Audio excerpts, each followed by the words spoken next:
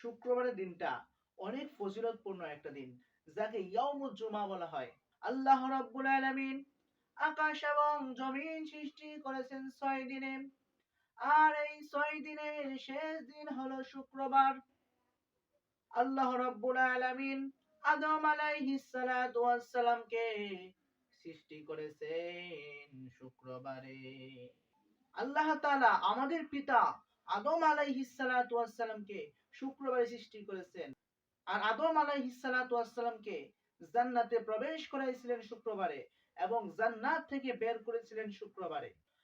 আর এই শুক্রবারে এমন একটা বিশেষ আমল রয়েছে, যে আমল করলে আল্লাহ তাআলা আপনার জীবনের ৮০ বছরের গুনাহ আল্লাহ তাআলা ক্ষমা করে দিবেন এবং আপনার আমলনামায় ৮০ বছরের নফল ইবাদতের সওয়াব আল্লাহ তাআলা লিখে দিবেন। যে আমল করলে আল্লাহ তাআলা আপনার জীবনের ৮০ বছরের গুনাহ মাফ করে দিবেন এবং আপনার আমলনামায় ৮০ বছরের নফল ইবাদতের সওয়াব লিখে দিবেন।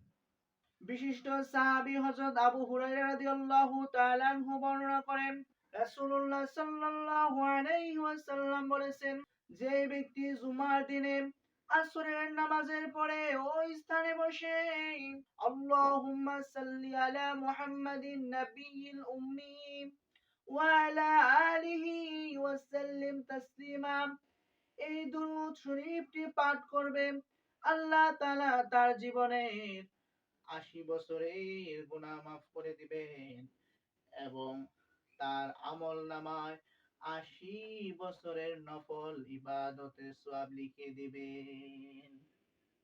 তাহলে বোঝা গেল, আমরা যদি আমলটি করি তাহলে আল্লাহ তাআলা আমাদের জীবনের ৮০ বছরের গুনাহ মাফ করে দিবেন এবং ৮০ বছরের নফল ইবাদতের সওয়াব আল্লাহ তাআলা লিখে দিবেন।